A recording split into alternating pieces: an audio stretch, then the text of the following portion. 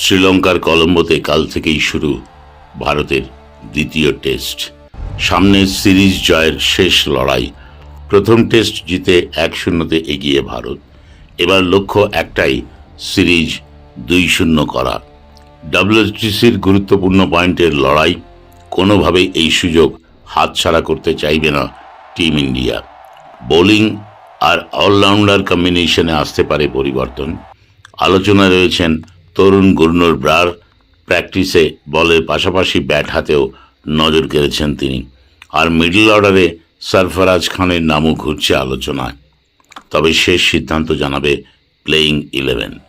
কিন্তু শ্রীলঙ্কাও নিজেদের ঘরের মাঠে সহজে ছেড়ে দেবে না, তাই কলম্বোতে অপেক্ষা করছে হাড্ডাহাড্ডি লড়াই। ভারতের সামনে এখন একটাই মিশন, নিজেদের সেরাটা উজাড় করে দেওয়া। কাল থেকে শুরু দ্বিতীয় টেস্ট।